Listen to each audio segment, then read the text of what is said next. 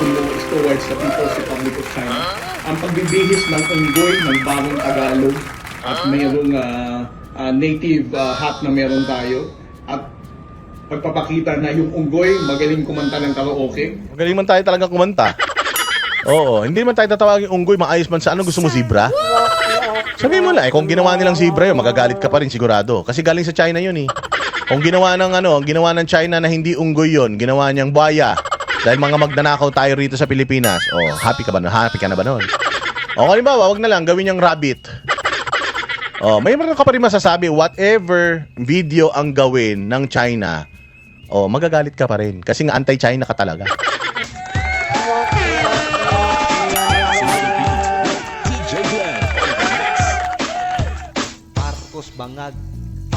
Magandang araw, Banateros. Ito na naman. Nandito na naman ang inyong pinaka-paboritong fake news peddler sa balat na YouTube post. Di at your service. Kamusta ang buhay-buhay? At pasasakitin na naman natin ang mga ulo at ay balon-balunan, puso, isip at kaluluwa ng lahat. Oo, lahat. Lahat ng mga bobo sa Pilipinas, mga tanga, walang utak, mga tululaway at mababahong mga laway sa Kongreso, mga gunggong, utak galunggong, mga papansin na mga artista, mga baog, ang mga matres at baog ang mga utak, mga kupal, animal, bisit, pabigat, walang silbi, switik, salot, putok sa buhay, hindot, palaman, sinto, baliw, abnoy, batak sa bangag, adik, pusher, kawatan, kurakot, magdanakaw, sindikato, membro ng kuratong baliling sa gobyerno, mga mambubudol, mang-uumit, mandurukot, mandurugas, mga kampon ng maligno, impacto, masasamang espiritu, pinsan ni Satanas, Judas, Barabas, Hestas. Kamusta naman po? Lahat yan, lahat yung mga binanggit ko na yan, pag shortcut mo, isa lang apelyido niyan, Marcos. Kamusta naman? Buhay pa ba? Buhay pa ba kayo? Diyos ko po. Bago ang lahat, bago tayo magbakbakan, mag-follow po kayo sa ating Facebook page, ang Boss Dada TV, at ang ating YouTube channels, Boss Dada TV, at syempre yung Boss Space Dada 2.0. Mag-follow po kayo dyan. Nandiyan po yung ating mga malulupit na mga maiikling videos. Yung mga mahabang videos dito, yung mga maikli dyan. So, pinaalalahanan ko lang kayo, yung mga malalambot ang puso, yung mga pinanganak sa sabsaban, yung mga may-ari ng Jerusalem. At yung mga yung mga pinalaki sa simbahan. Hindi ito ang channel para sa inyo, ha? Kasi yung mga maririnig nyo rito ay mga malulupit, kakaiba. Yung mga ayaw nyo marinig, yung mga sinasabi ng mga pari ninyo na hindi nyo dapat maririnig nyo rito. Kaya lakasan ninyo ang inyong mga loob, ang inyong mga tuhod, ang inyong mga damdamin, dahil bawal po rito ang mahina. At syempre si Boss Dada, fake news peddler yan. Huwag niyong siniseryoso, huwag niyong dinidimanda, huwag niyong nirereklamo, dahil lahat ng ating mga sasabihin dito ay walang katotohanan. Kwento lang yan, kwento lang. Kamusta naman? Kamusta naman kayo? Buhay pa? Kaya pa ang buhay? Happy weekend everyone. Syempre pag weekend, masaya yan. Bakit? Syempre walang trabaho yung ating mga manggagawa, and at the same time, makakapag-spend sila ng time with their family. Makakapag-spend sila ng time with their loved ones. Wag na kayo masyado maglabas-labas, ha? Huwag na kayo masyado maglabas-labas, delikado ngayon. Hindi ngayon panahon ni Pangulong Duterte at wala sa labas si Pastor Apollo Kibuloy para ubusin yung mga komunista, terorista na mga kaibigan ni Angel Locsin. Oy, Angel Locsin, hindi ka pa nagme-message sa akin. Nag-message ako, nag-ano ko sa'yo, nagsabi ako sa'yo, alam ko naman nanood ka ng vlog ko, alam ko naman pikon na pikon ka at you're contemplating kung magsisampa ka ba ng kaso o hindi. Huwag ka na magsampa ng kaso, para ka naman tanga. Pa-open letter ka eh. Tapos kapag ka pinansin yung open letter mo, mag-iiyak ka. Nagpakita pa siya ng proof na siya daw ay ayaw daw niya ng korupsyon. Gago, lahat naman ng tao ayaw ng korupsyon eh. Kahit naman sino ayaw ng korupsyon. Sino ba gusto ng korupsyon? Sino bang amin na gusto ng korupsyon, di ba? Siya, kino-call out daw niya yung corruption, very generic yung kanyang mga post, pinagmalaki pa ni tanga. Kung talaga matapang ka, kaya mo naman pangalanan si Robin Padilla eh. Kaya mong pangalanan si Pastor Apollo Kibuloy eh. Bakit hindi mo kayang ilagay sa mga post mong papampam? Sa mga post mo na walang kwenta? O palagay mo yung pangalan ni Bongbong Marcos, ganyan. Lagay mo yung pangalan ni Romualdez, lagay mo yung pangalan ni Zaldico. Bakit generic yung call out pagdating sa corruption na maraming buhay ng mga Pilipino ang apektado kasi ang sabi mo, mahal mo ang bayang Pilipinas, ikaw ang tagapagligtas. O 27 million ang followers mo. O 27 million ang followers mo, ha? Pwede ka na tumakbo senador. Yun lang, kung iboboto ka ng mga followers mo. Hindi ba? Ba't nako-call out mo si Pastor? Nako-call out mo si Robin, hindi mo ma-call out si Bongbong. Hindi ka makapag-open letter kay Romualdez. Hindi ka makapag-open letter sa mga congressman. Hindi ka makapag-open letter kung kani-kanino. Ayaw mo na nare-red tag ka. Tsahin, di ka pala pamangkin. Tsahin ka ni Colmenares. Si Colmenares, known leftist naman yan. Kino-call out mo ba si Colmenares? Sinasabi mo ba sa kanya, oy Colmenares, pamangkin pa naman kita, mas matanda ka sa akin, pero pamangkin kita. Itigil nyo na mag-recruit ng mga komunista. Ganyan. Tigilan nyo na yung mga estudyante na nire-recruit ng mga kaibigan at mga kasamahan mo sa makabayan para umakyat sa bundok at magrebelde sa bayan. Kinall out mo ba yung tsuhin mong ulol? At saka nung nired tag ka, kamo, pinagtanggol ka ng tsuhin mo? Sinabi ba ng tsuhin mo na hindi siyang, hindi siya komunista? Hindi siya rebelde. Ginanong ka ba ng tsuhin mo? Hindi. Kinall out mo ba yan? Ito na lang. Hindi ba, parang nagpapasaklolo ka kay Robin Padilla, ito, may mga death threats si Robin Padilla. Araw-araw tinatawag na bobo at tanga si Robin Padilla. Pinagtanggol mo ba siya? Diyan ba, ni isa man ba sa mga post mong hindot ka? Nasabihan mo na wag niyo pong tawagin na bobo ang kuya ko. Magkasama po kami niyan. Matalino po yan, makabayan po yan. Gumanon ka ba? Hindi naman. Nagreklamo ba si Robin sa'yo? Okay ng ina mo? Nagreklamo si Robin sa'yo. Nagsabi mo siya, Angel, nasan ka? Buti pa yung ibang tao nung si Darna ka, natutulungan mo, samantalang ako'y pagtatanggol mo lang ako, hindi mo nagawa. Taga Air Asia, sinabi, sino ba dyan ang babaril kay Robin Padilla? Meron ba dyan babaril? Gustong bumaril kay Robin? May mga ganun. Nagalit pa si Robin. Di ba? Hindi naman. Nag-reply lang si Robin. Sabi ni Robin, ako, mahal ko bayang Pilipinas. Wag naman sana na ako mauna kaysa sa mga magnanakaw sa bayan. Kasi ako, pagtatanggol ko at ibibigay ko ang buhay ko sa bayang Pilipinas. Ang masama, kung may maniwala dyan sa post mo at ipapatay ako, nauna pa ako namatay kaysa kay Bongbong at saka kay Romualdez na mga kawatan. Kawawa naman ang bayang Pilipinas. Di ba? Hirap yun. Did you come to Robin Padilla's aid? Did you come to his defense? Hindi naman. Nagreklamo si Robin sa'yo? Hindi naman. Anong iniiyak mo? Ngayon, isa pa tong Ann Curtis na to, putang ina nito. Dami mga alam nito mga artista na to, pukin ang ina ninyo. Kala ninyo, napaka-moral ninyo. Panay naman ang premarital sex nyo. Akala nyo, maka-call out kayo ng mga spiritual leader. Akala nyo man, tataang babait ninyo. Yung mga pukengking ninyo, baka kaya na dyan kasya ng bola ng bowling ball dyan. Baka kapag ka pinagdugtong-dugtong yung mga burat na mga pumasok dyan, baka abot dito hanggang buwan.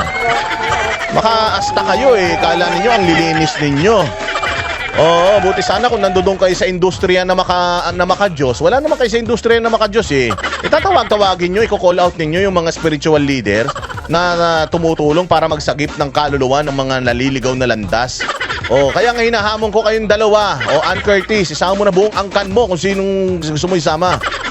Angel Oxy, pati yung mga pinsan kaibigan mo at mga kaibigan mo na mga komunista. Sabi nila, red tagging. Hindi naman masama maging komunista Kung rebelde, NPA, isama mo na. Punta tayo lahat ng kulungan. Si Pastor Apollo Kibuloy dahil sa pagmamahal sa bayang Pilipinas, nasa kulungan ngayon, naghihirap. Pero willing siyang harapin kayo para yung mga katanungan nyo patungkol sa kanilang paniniwalang espiritual, sa kanilang simbahan, kaya niyang sagutin niya. Nasagot nga niya yan sa 8 milyon na mga miyembro niya Sa inyo pa kaya? Alam nga naman, matakot siya sa inyo. So, iniimbitahan ko kayong lahat. Gusto nyo isang boost tayo. Lahat isama ninyo. Pati yung mga religious leaders na mga pinaniniwalaan nyo, mga pastor ninyo, mga pare ninyo, kayo. Sama-sama tayo, kontakin nyo ko, punta tayo sa kulungan. Nakatayo nga lang tayo ron kasi masikip tsaka mabaho. Oh, pero ano tayo doon, i-fellowship tayo ni pastor doon. Kahit naman nasan kang lupalop ng mundo basta nagpakalat ka ng salita ng Panginoon kahit nasa ilalim ka ng tubig, pwede yan. Oo, so sama-sama tayo, li kayo para hindi kayo masyadong bitter. Sabi nga nila, tell me who your friends are, or show me your friends and I will tell who you are. Or I can tell who you are. Ganun yun. O kung sino kaibigan mo, yun din ang refleksyon ng kung sino ka. Kung kaibigan mo lahat adik, sigurado ako adik ka rin. O kung kaibigan mo lahat mga lumalaban sa gobyerno, sigurado ganun ka rin. Ina ninyo. O, okay na magkaroon ka ng isang kaibigan, pero kung friends, madami, tas pare-parehas, putang ina niyan. O, alam nga naman isang buong basketball team yung kaibigan mo, tas di ka marunong mag-basketball. O, kala ninyo natatakot kami sa inyo Kala naman ninyo atrasan kayo. Hindi kayo atrasan. Tinan mo, sino nagtatanggol kay Robin? Humingi ba siya sa amin ng tulong para ipagtanggol siya? Hindi. Kusa lang namin ginagawa ito. May bayad ba kami? Wala. Kusa lang namin ginagawa ito. Bakit? Kasi nga alam namin yung tama at saka yung mali. Tsaka hindi namin sisihin si Robin kapag merong mga malulungkot na mga yugto ng buhay namin. Dahil we are responsible sa buhay natin. Nobody is responsible to defend us but ourselves. Siguro, in terms of being a citizen, kung may responsibilidad to keep our welfare safe and our personal being safe, kasagot ng gobyerno yan. Pero kung yung sarili mo, yung emosyon mo, ididepende mo sa ibang tao. Kung merong nang babas sa'yo, magsusumbong ka sa ibang tao. Pinasok mo yan Pinasok mo yung trabaho ng pagiging artista. Tas pag sinabi na tumataba ka, magagalit ka. Syempre, pag artista, kailangan sexy ka. Pumasok ka sa politika, nakipagkaibigan ka sa mga komunista. Nakipagkaibigan ka sa mga medyo left-leaning. Tapos kapag in-associate ka sa kanila, ayaw mo. Kaibigan mo sila, tas ayaw mo i-associate ka sa kanila. Tanga ka ba? Eto naman, ito pa isa. Diyos ko po, may namatay na isang tawag dito, Marcos loyalist na vlogger. Sige, pag-usapan nga natin 'yan. Kasi nakita ko sa social media, nakita ko sa social media na may namatay. Sabi ko, sino namatay? Nung nakita ko kung sino yung namatay, sabi ko, yan pala. Okay, sige, ganito. Bibigyan ko kayo ng isang background kay Percy Lapid. Si Percy Lapid, hard-hitting 'yan.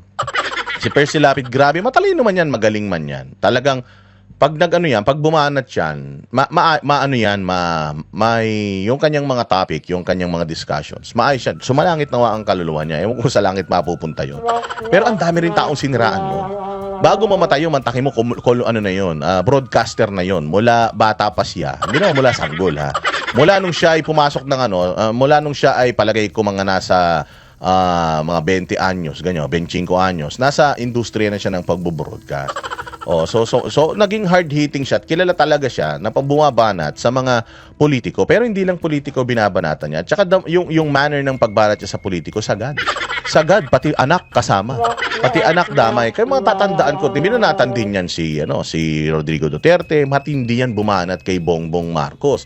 Matindi yan bumanat kay Boying Rimulya. Siya nga ang nagtumawag kay Boying Rimulya na Cinderella man at saka Bonjing at kinall out niya yan. Nasabi niya, ikaw, sasampal-sampalin ka ng tatay mo kung buhay yung matino yun, ikaw hindi. Siya din ang nag-expose kay Boying Rimulya patungkol sa pogo activities ng pamilya nila. Siya din. Actually, 4 days before mamatay si Percy Lapid, ang binabanatan niya nun si Boying Rimulya. Tapos si Boying Rimulya nag-imbestiga. Tapos huminto na lang yung kanyang investigasyon nung lumitaw yung pangalan ni Bantag. Kaya ngayon wanted si Bantag. Siya maligtas. Si Boying yun, Lahat binanatan nun. Si Bantag binanatan nun. Okay, siya daw si Bantag, mayaman daw, ganyan, may mga kabayo, ganun. Basta matindi yung bumanat. Ito pa matindi. Bumanat yun kay Isko Moreno. Hindi naman siya inaano ni Isko. Pero bumanat siya kay Isko. Matindi kasi hardcore na dilawan kasi yan si Percy Lapid. Nung binanatan niya si Isko, pati ba naman yung anak dinamay? May anak kasi si Isko na chubby malaki-laki pisngi. Lahat yun, pati yung binanatan niya. So, sobrang below the belt. Alam nyo, kinausap ko nung namatay yun, kasi nga alam ko na binabanatan niya si Isko. So, nagkaroon kami ng meeting ni Isko. Sabi namin, Isko, nag-meet kami. Kasi ganun si Isko, bigla siya nagpapatawag. Tara, punta naman kayo dito sa akin. Dalawin nyo naman ako. Pupunta kami. Papakain nga lang sa amin ng Skyflex tsaka kape. Kape na nakalagay sa styro. Di man kami bilan ng Starbucks. Ito naman si Isko kasi. Pero gano'n, sa amin wala yung pagkaibigan, kaibigan eh. Pero ibibisto ka namin, kuripot ka talaga.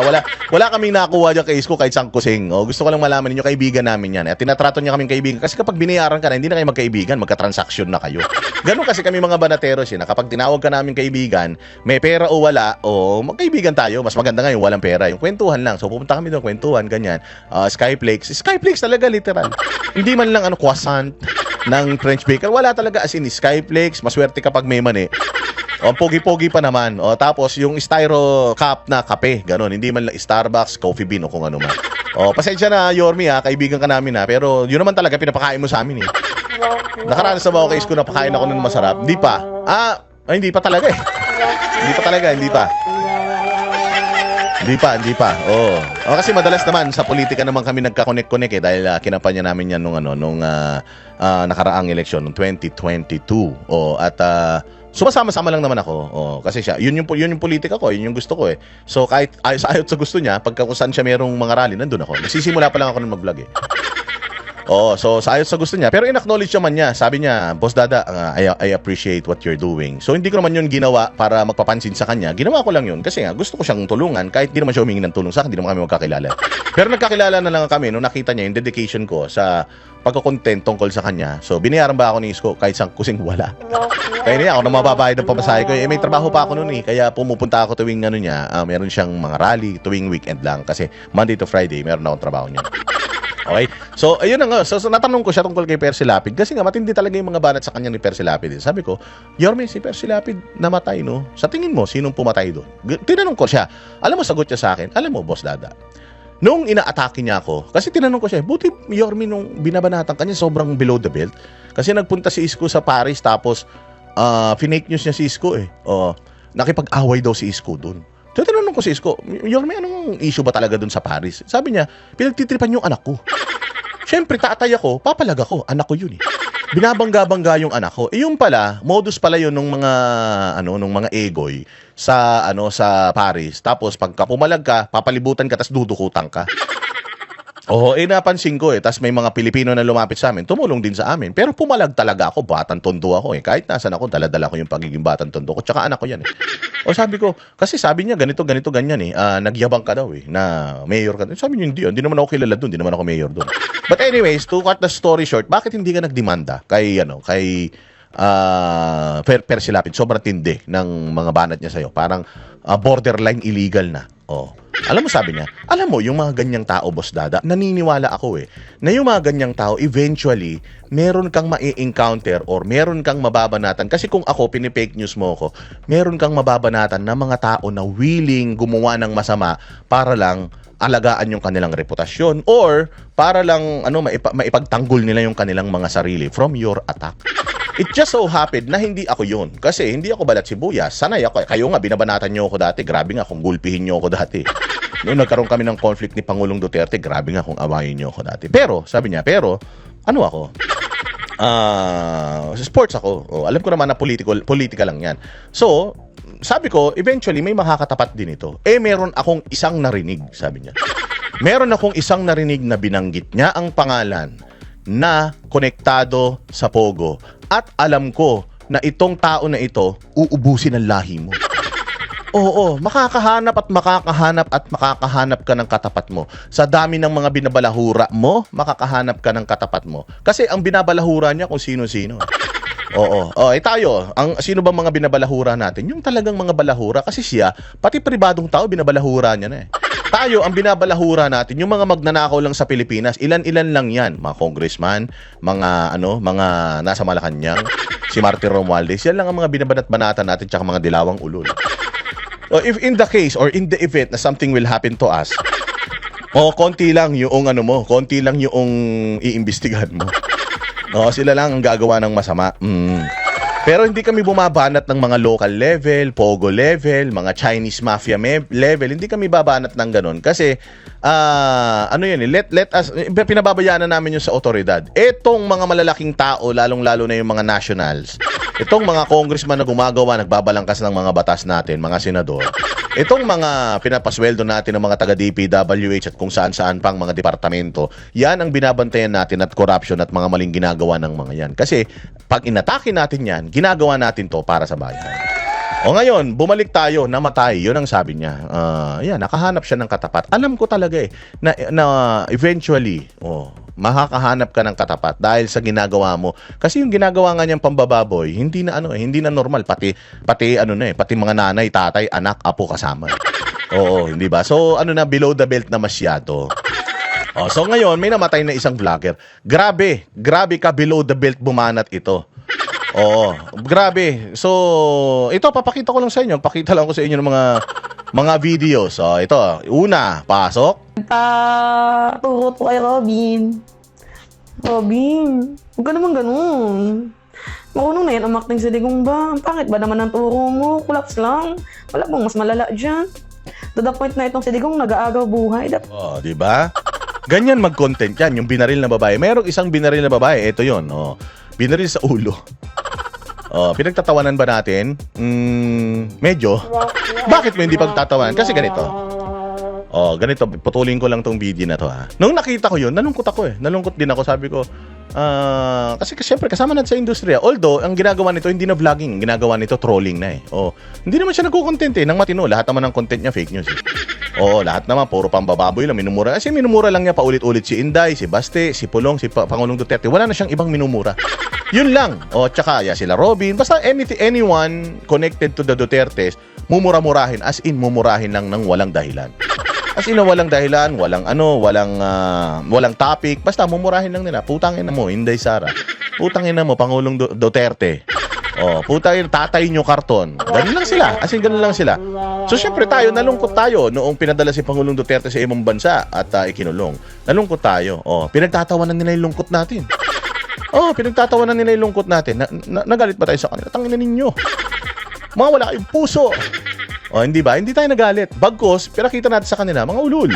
Matapang tayo na hinarap natin yung pangkukupal nila. Ngayon, bumaliktad ang gulong ng buhay. Nakita ko na binaril. Di ako una naniwala kasi sabi ko mga fake news peddler to the boy who cried wolf. Alam ko mga fake news peddler to, mga buwaka ng ina nito. So, sabi ko hindi totoo yan. Hindi ako maniniwala sa mga nakikita ko diyan hangga't di lumalabas sa media. Lumabas sa media na binaril pala talaga sa mukha ito. Binaril sa mukha, binaril sa ulo, pati yung kanyang juwa. Ngayon, maawa sana ako. Putang ina, nakita ko yung mga post ng mga kasamahan niyang fake news peddler. Tangina, sinisisi kay Inday. Ha? Ba't pag-aaksaya ng panahon ni Inday yan? Papatay lang ng tao si Inday. Bakit yan pa? Hindi na lang yung kaaway niya si Bongbong tsaka si Martin Romualdez. Yun yung pinagbantaan niya, sabi nila. Bakit hindi yun na namatay? Bakit ito pa? Tangina, sino ba ito? Napaka Nobel ba na tao nito? Ito ba pag pinatay mo to, mawawala ang paghihirap ng Pilipinas? Tangina, mababawasan lang yung mga sumisinghot ng matitinong hangin natin dahil masasamang hangin lang naman inilalabas ng mga putang ina nito eh. Hindi ba? Ngayon, nung nakita ko na ginagago na naman nila, pati ba naman pagkamatay nitong tao na to, maaawa ka na sana eh. Kaya lang, isinisisi na naman sa mga Duterte. Na kesyo, may listahan daw sila ng mga papatayin. Puta, may listahan pala kayo ng mga papatayin eh. Bakit hindi nyo pinablatter para hindi sana namatay ito?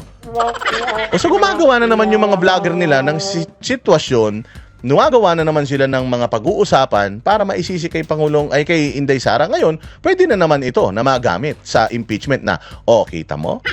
Yung bumabanat sa kanya, namatay na. Putangin ang buti sana kung lahat kayo namatay. Hindi.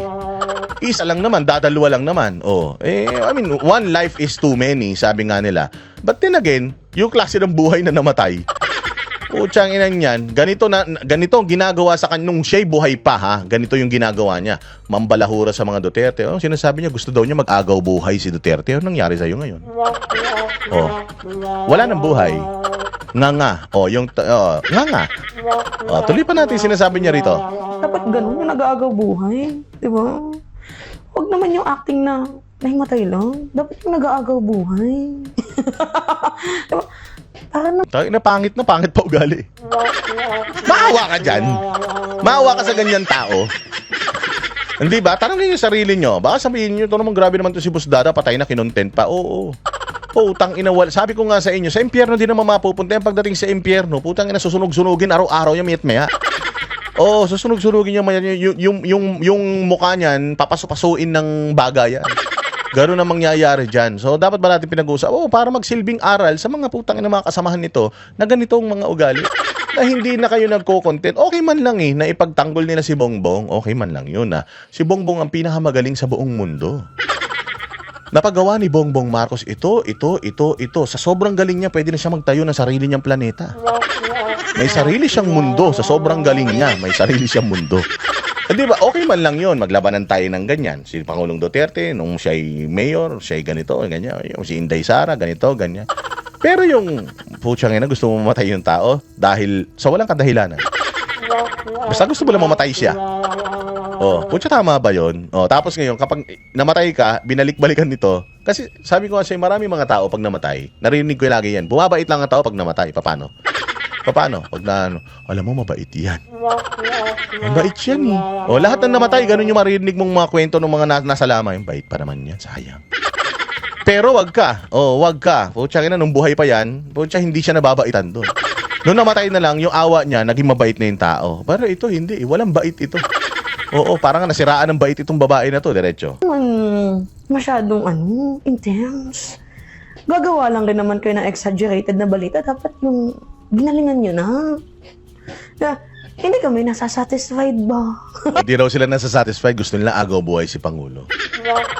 Tapos sasabihin nila, pinagtatawanan ng mga DDS, pinagtatawanan din. Tuwan-tuwa kami ngayon. Pantakin mo na wala ng isang tarantado sa social media. Nawala ng isang balasuba sa social media. Di ka ba naman matutuwa niyan? Ang toxic na ng social media, putang ina, ganito pang mukha mo. Okay man sana. Kung kamukha siya ni Ivana Alawi, tas gumaganyan siya, okay lang. Pero kung ganyan na mukha mo, putang ina, sama pa ng ugali mo. Sa impyerno ka talaga mapupunta, walang ganitong mukha sa langit, bawal to Kahit mabait siguro ito, pag pumunta to sa langit, sasabihin ni San Pedro, pangit ka, bawal ka rito. Pangit ka. Kasi alam mo, ang tao pumapangit. Alam mo kung bakit? Sobrang sama ng niyan. Sobrang sama ng espiritu niya, ng kalooban niya. Kaya yung nagmamanifest sa mukha niya, sabi ko nga sa inyo, at this point in time, pagkapangit ka pa rin, with all the science, hindi na kayang pagandahin ng science mukha mo. Puta, budhi mo na yan. Espiritu, kaluluwa mo na yan. Kapag pangit ka pa rin, sa dami ng beauty products, andyan na yung Chinchansu, andyan na yung Eskinol, Maxipil, andyan na yung Everbilena. Putsang ina, namatay na yung may-ari ng Everbilena, nakakagawa ng pampaganda para sa'yo. Pangit ka pa rin. Putya, maniwala ka. Ano mo na yan?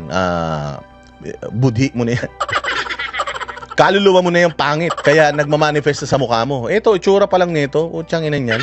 Nagpatangos nga ng ilong to. Kala ko nagpatangos ng ilong to para para gumanda siya. Yung pala, nagpatangos ng ilong para maraming bulak malagay Sarap. Masarap tong pakiramdam na to. Sabi ko sa inyo. Kasi grabe.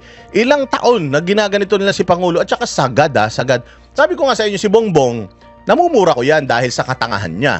Si Bongbong, namumura ko dahil sa pagnanakaw niya. Pero, putsang ina, ako, nagdadasal din ako na, putsang ina, last na tulog niya na ngayong gabi. Hindi na siya magising. Pero, putsa, ano naman yun? Out of anger.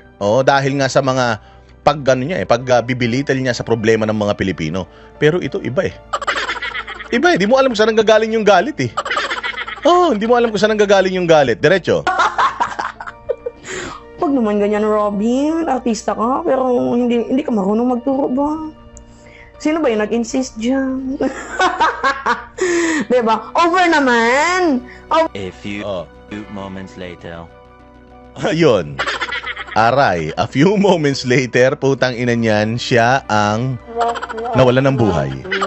Gusto niya mag-agaw buhay si Pangulong Duterte, siya ngayon ang isinugod sa morgue. Tang ina niyo, buhay pa kayo? Baka naman gawin nyo pa ako suspect dyan, Hindi ako gawing suspect dyan. Unang-una sa lahat, pakialam ko naman dyan. Sabi ko nga sa inyo, kaya nga magpakabait na kayo. Kayong mga vlogger na mga bayaran ng administrasyon na hindi na kayo nakakatulong sa administrasyon ninyo. Putsang ina ninyo, naninira na lang kayo ng kapwa ninyo. Tigin nyo na yan. Ito pa isa. Tatay mong karton. Oy. Tatay mong karton. Tatay mong karton. Lalagay sa garapon na nagarapon. Tatay mo karton daw. Ilalagay daw sa garapon. Di ba? Sumayaw ba kami ng ganyan para sabihin na si Bongbong tanga? Mamatay ka na. Wala naman kaming ganyang pagka nag-i-speech siya, pinapahiya niya ang mga Pilipino, doon lang. Nagre-react lang tayo sa mga balita. Pero yung gagawa ka, yung gigising ka ng umaga, iisip ka ng konsepto para asarin yung mga followers ni Duterte, at saka asarin ang mga Duterte, balahurain ng mga Duterte. O ngayon, natatawa yung mga Duterte supporters sa'yo na namatay ka. O, hindi ba yan ang gusto mo, asarin sila? O, yun. Yun yung matagal mo nang pang-aasar sa kanila, yun yung pagtatawa nila sa iyo ngayon. O, sino ngayon ang nasa karton? O, tatay mo karton. Bakit ba lumabas yung tatay mo karton? Kasi si Pangulong Duterte, standy siya sa dahig. Yung karton, di ba? Na nakaprint yung kanyang mukha. O, tapos papapicture yung mga tao. Sabi ko kasi mabuti pa kay PRRD Standing na lang, may nagpapapicture pa kay Bongbong. Putang ina, buhay na tao yan pero walang lumalapit sa kanya. O, so ilalagay daw sa garapon. O, ibig sabihin, i-cremate. O, kasi yun ang sabi ni Inday Sara If he dies, gusto daw niya, i-cremate siya. O, so ilalagay daw sa garapon. So, she's celebrating it. She made a dance move about it. Made a video and made money dahil sa video na yan. O, ang problema, siya nakalagay ngayon sa kahon. Yung kahon ni hindi mabuksan kasi butas yung mukha niya. Yan. Karma. Ang tawag dyan, ang gaba, dili magsaba, ang tawag dyan, karma. O, karma is a bitch. O, ito pa isa. Ito matindi. Eto na nga bang sinasabi ko, mga minamahal? Wala na. Eto na, mukhang pasuko na si Digong.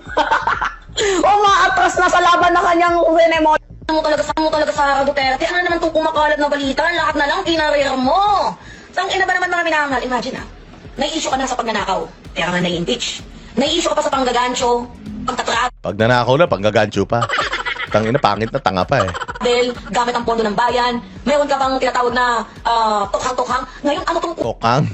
Hindi naman kanya yung tokang Ano ganyan kabobo yung mga yan. Pucha, ito ang kalibre ng mga ginojos, ng mga vlogger, ng mga BBF supporter. Bobo. Tanga. Sabi ko nga sa inyo, marami talagang namatay na manghihinayang ka. Puta, ito, natuwa ka Mas mataki mo, nabawasan.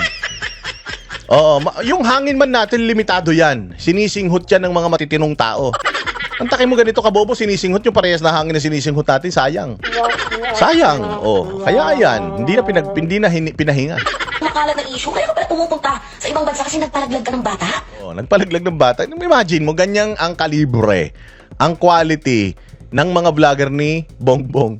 Wala silang mahanap sa mga Duterte na pwede nilang ulit-ulitin para siraan ng mga kredibilidad ng mga Duterte. Ganito ang ginagawa nila. Pumupunta daw si Inday Sara sa dahig para magpalaglag. Gago, ang dami dito. Ang dami kumadrona dito.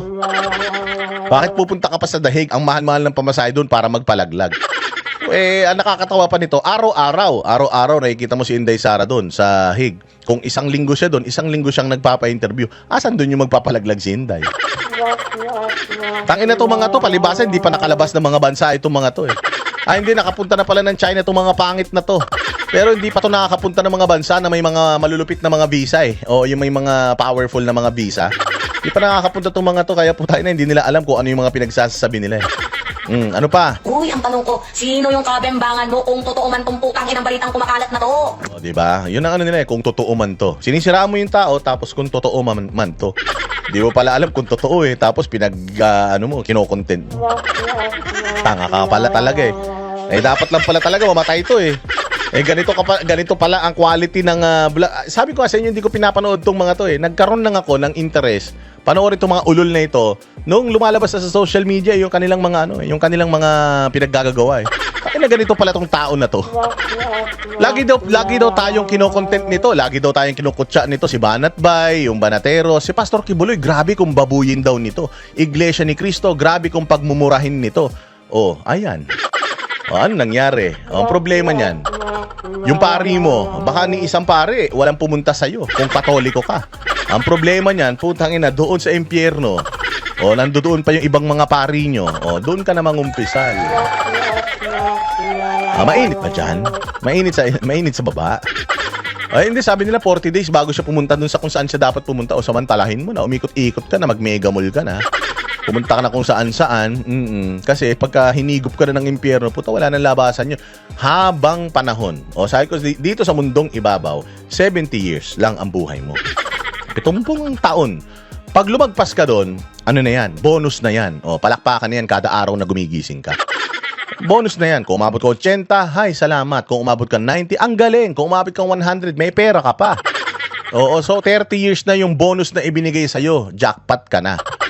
O, kailangan talaga, ang ginagawa, ano mo yan, sinasamantala mo yan. Tsaka sa mga huling panahon ng buhay mo, kailangan mahanap mo na ang Panginoon at mag-repent ka na. Dahil kapag hindi ka nag-repent, pagdating mo dun sa, i-judge ka na, ayan na nga, yung huling hininga mo na.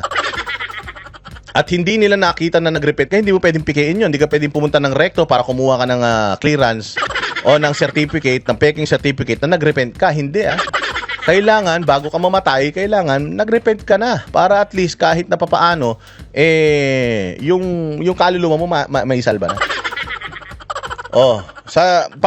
Ibig ko sabihin, mga bossing, yung sarap ng buhay mo rito sa mundo, ano yan, pansamantala lang yan. Pahiram lang sa atin yan. Yan yung entrance mo, papunta kung saan ka nararapat. Dalawa man lang ang meron tayo pupuntahan. Langit at saka lupa. Kaya nga may laro Langit, lupa, imperno. Walang purgatorio. Wala pong purgatorio. Sabi nung magaling na pastor na nakausap ko, wala daw purgatorio. Yung purgatorio, ginawa lang daw yan. Para pagkakitaan. Pero walang purgatorio. Langit at lupa lang. Yun lang ang pupuntahan mo. Wala nang iba. At yun ang buhay mo talaga. Eternal yun. Walang katapusan. Kung sa mundong ibabaw, 70 years yung lifespan mo, pag lumagpas ka doon, bonus. Pero lahat tayo ang pupuntahan natin, kamatayan, di ba? Walang immortal na tao. Lahat tayo mapupunta sa kamatayan. So, kahit anong daming perang pagkukunin mo, hindi nun kayang i-extend ang buhay mo. Kahit gaano ka-powerful sa politika, hindi nun kayang i-extend ang buhay mo. Pag hanggang dito ka lang. Bakit binigyan niya ng katapusan?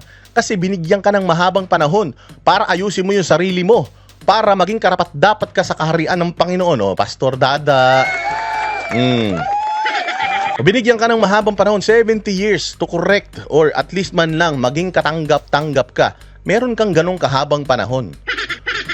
Para maging katanggap-tanggap ka doon. Pagdating mo doon, hindi ka naging katanggap-tanggap dahil hindi ka nag-repent. Hindi mo sinunod yung yung kanyang nais, yung kanyang way of life, naging ganito kang tao. Naging kang si Bongbong Marcos, si Martin Romualdez at yung mga ganid sa pera na mga politiko. Saan ka pupunta? Doon ka sa impyerno. Sabi ko nga sa inyo, habang panahon yun. Kaya natin pinaghihirapan yung ating kaluluwa na linisin sa mundong ibabaw. Kasi pagdating mo doon, wala nang hirap doon, 'di ba? Lagi ko kinukwento sa inyo, libre siomai doon. Libre kikiam, yung 20 pesos na kilo ng bigas na minoproblema natin dito. Libre doon. Kung ano gusto mong kainin, cereal, gusto mo magkanin ka mula umaga, tanghali, gabi, kumain ka ng crispy pata. 3 beses ang araw, gusto mo lahat ng karne kainin mo. Pagdating mo doon sa langit, di ka na ma-high blood doon, wala nang sakit doon. Wala na, pagdating mo doon, matiwasay ka. Sabi ko sa inyo, kung anong oras mo gustong dumumi, makakadumi ka doon. Hindi ka na mahihirapan, walang almoranas doon. Lahat ng tao doon, walang mga putok. Mababango ang mga tao doon, as in, ang halimuyak doon, parang mga milyong-milyong mga rosas, ganun ang amoy mo. Kahit di ka mag-toothbrush doon, di bumabaho bibig mo. Tsaka di ka nagkakatigyawat doon sa langit. Talagang lahat ng maisip mong maganda, hangarin mo sa buhay mo, kotse, helicopter, jet, lahat ng gusto mo nandoon lahat yun. Kaya nga pinahihirapan ka dito sa mundo para linisin mo lahat ng mga nakikita mong temptations, hindi ba? Kapag ganyan sa loob ng 70 years, parang itong mundo na to kulungan to. Para itong preso na kapag lumaya ka dito, yung paglaya mo dito, tegi ka. Pag lumaya ka dito, yun na yung yun na yung kung saan ka ng destinasyon mapupunta. Sa kaginhawaan ba o sa kahirapan? Pagdating mo dun sa langit, lahat yun. Lahat yun, lahat. Siyempre, bawal dun yung mga lunya, hindi pwede yun dun. Yung mga naiisip mo lang na lahat ng mga gusto mong makuha na hindi mo nakuha nung ikaw ay kasi ano ba man mga material na bagay, ginto, diamante. Gusto mo pati butas ng ng mata mo, palagyan mo ng diamante doon sa langit, lahat yun. Sabi nga nila, ang nilalakaran mo daw doon ay ginto. Oo, ang ano mo daw doon, ang dingding daw doon ay mga diamante, emerald, lahat ng mamamahal, ruby. Lahat ng mamahaling mga bato. Oo, yung mga bahay daw doon, antitindi, yung mga doorknob, o kung gusto mo kasing laki ng nyug na diamante, yung doorknob mo, walang problema. Yung chandelier mo, hindi lang salamin, talagang mga diamante. Maniwala, hindi mo walang maisanla yun.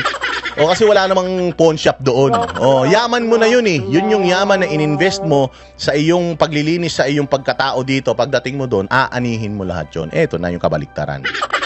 O, kapag ikaw, ang sarap ng buhay mo rito, pak, 70 years, kala mo wala kang katapusan, 100 years old.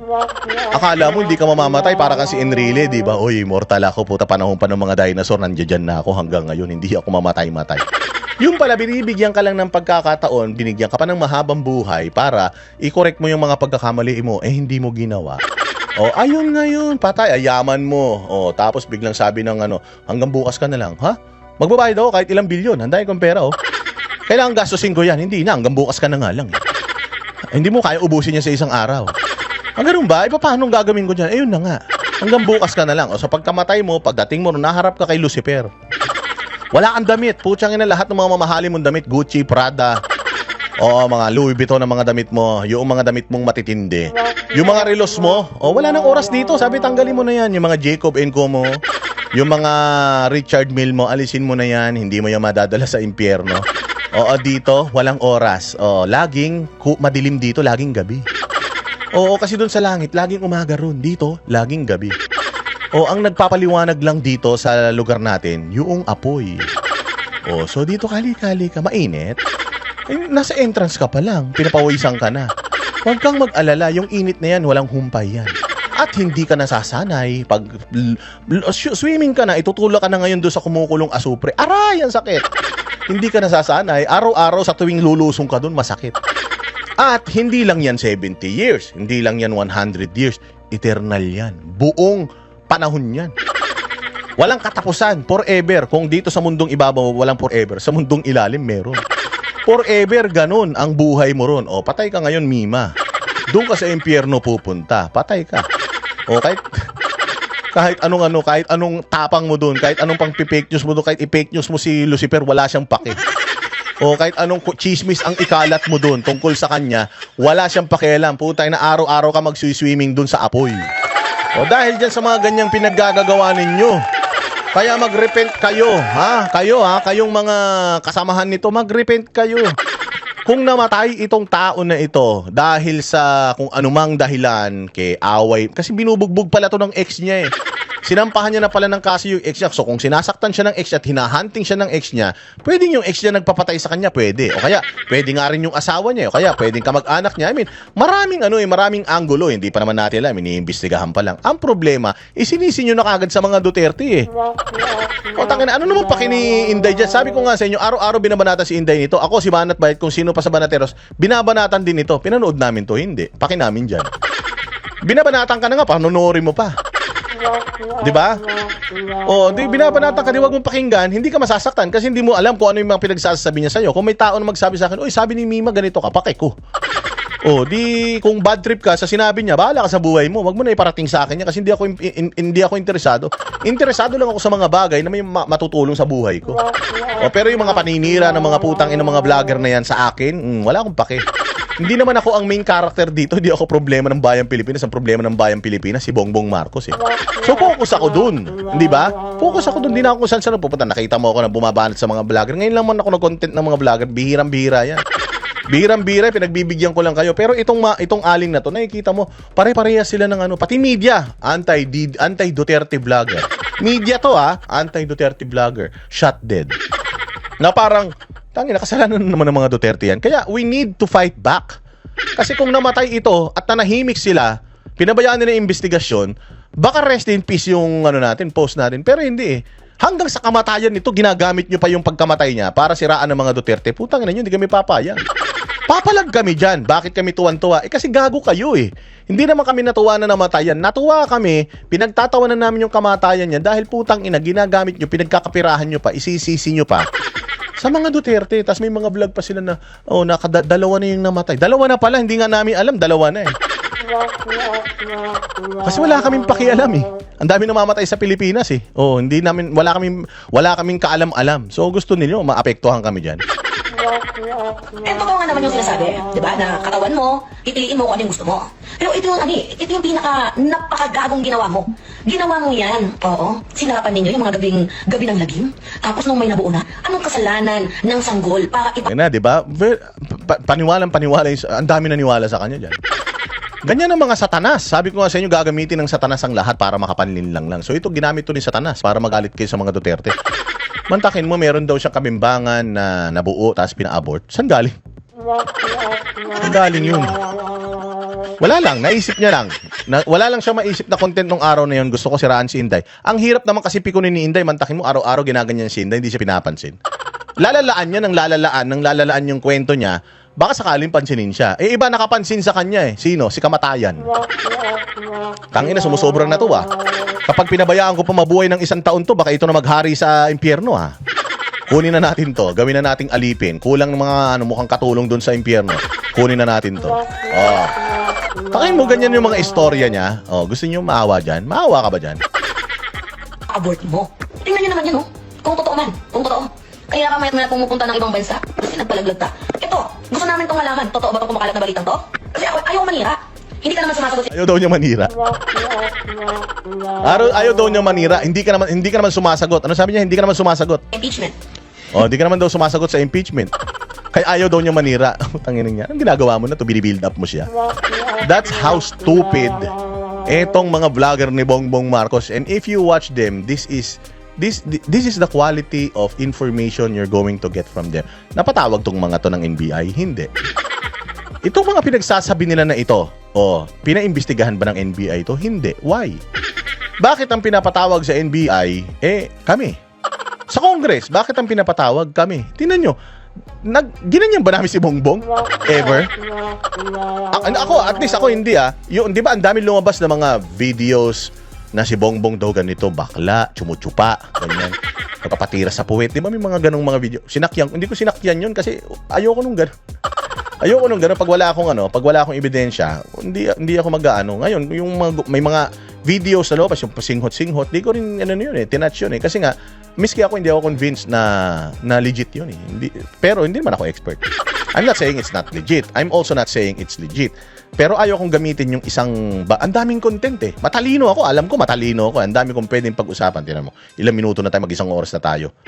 Di ba? So, kaya ko naman magdiskurso kahit araw-araw Hindi ko lang, wag lang akong gagawa ng fake news.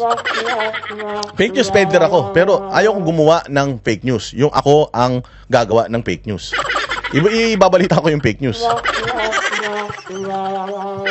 Saklap. Di ba? Mantakin mo, ganito ang kalibre ng utak tapos binabayaran. Ang masaklap nito, pera ng taong bayan yung pinambabayad sa mga ganung klase ng mga tao. Imagine, pwede ba tayo dyan? Sabi ko nga sa inyo, kung ako pupunta ng kabilang kampo, pucha, baka ako pinakamagaling dyan.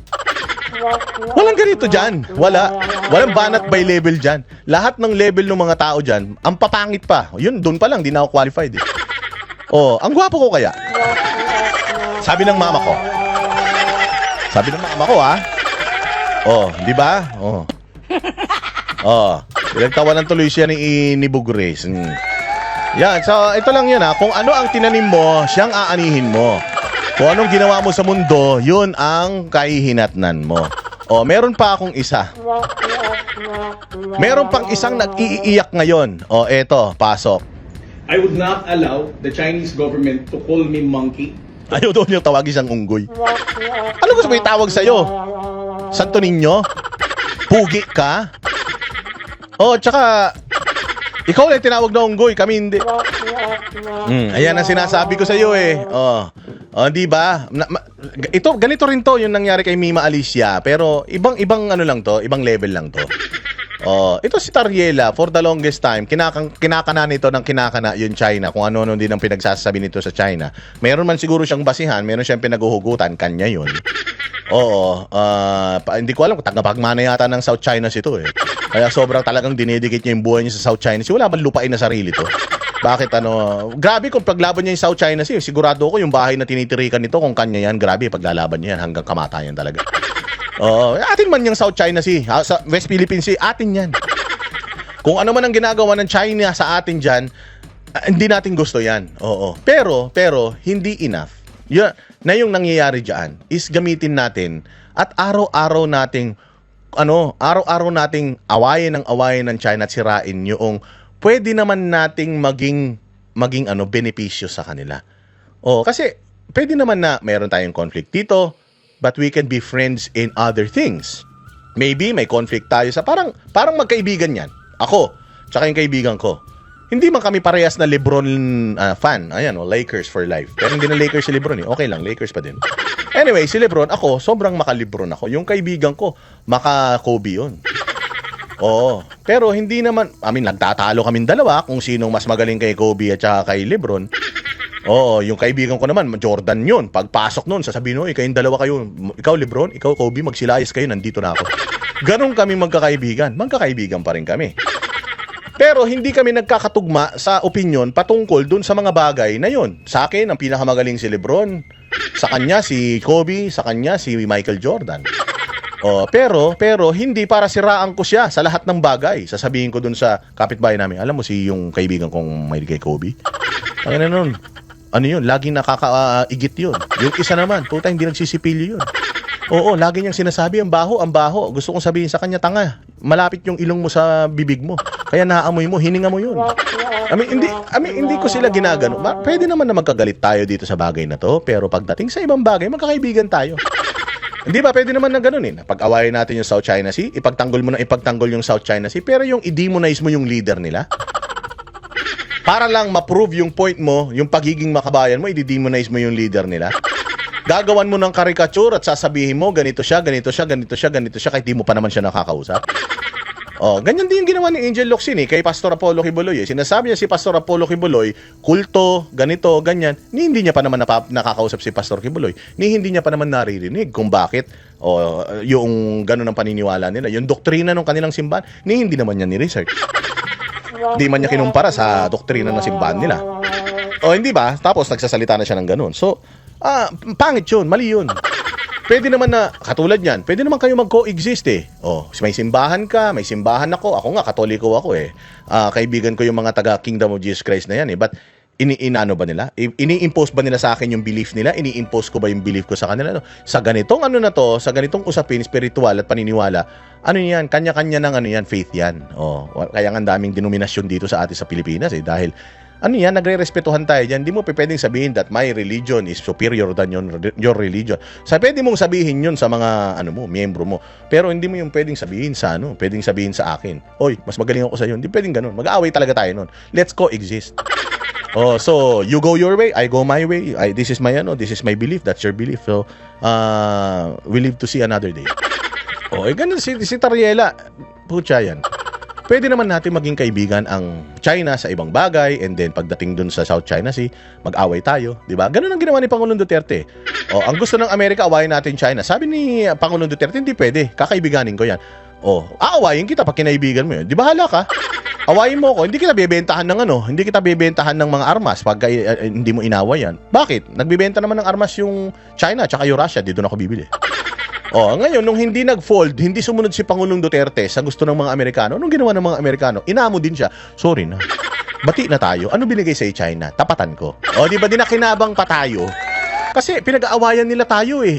Di gamitin natin yun as leverage sa kanila. Kaibiganin na natin sila pare-pareho. Tapos, gawin nating pantay ang tingin natin sa kanila. Kaibigan natin ng Amerika, kaibigan natin ng China, kaibigan natin ng Russia. Alam nyo, yung mga bansa na yan, hindi nila ipipilit yung mga sarili nila sa mga bansang ayaw sa kanila.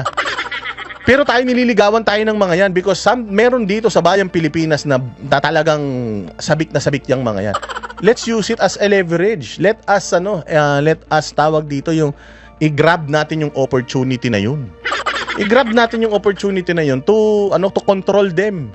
Hindi, inaway mo ng inaway yung China. Ngayon, sa lahat ng mga pinagagagawa mo sa China, ginawang ka ngayon ng China ng isang AI video. Ako personally, mali yun China. Kasi pumatol kayo sa tanga eh. Maliit na tao man lang yan, and Tariela does not represent the whole Philippines. Sana man lang yung ginawa ninyong AI, kamukha man yun ni Kiko Pangilinan. Nilagyan nyo ng nameplate, name tag na Tariela. Para at least man lang, siya lang yung, siya lang man kaaway nyo, hindi nyo man kami kaaway lahat eh.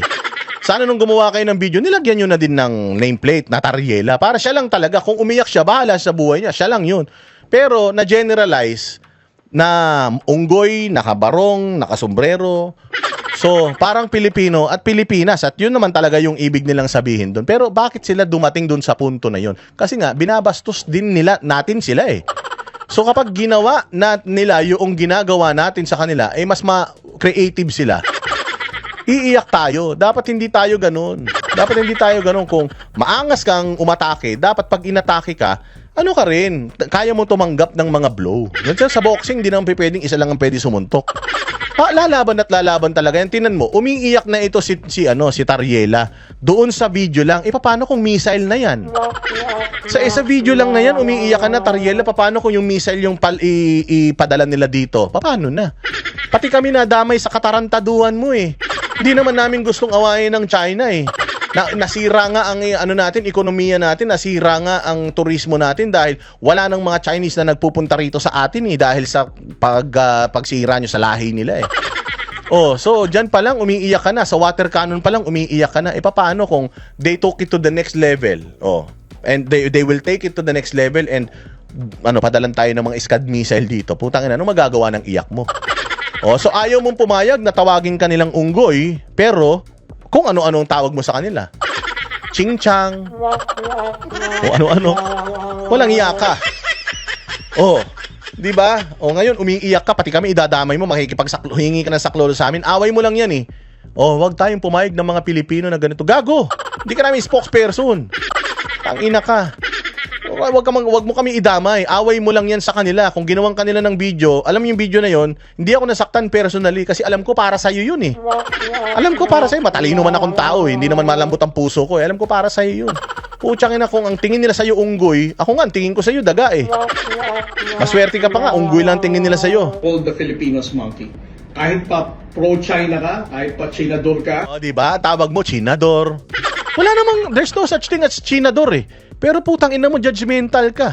Ang tawag mo kay Marcoleta, Chinador. Ang tawag mo kay Robin, Chinador. Tinatarantado mo kahit sarili mong lahi eh. Tapos pag ginagantihan ka, putang ina, umiiyak ka sa nanay mo. Kung ako nanay mo, susungal-ngalin ka alaga kita eh. Walang hiya ka, pati kami dinamay mo pa eh. So ini-steer mo yung aming emotions para samahan ka namin sa laban mo, ulul.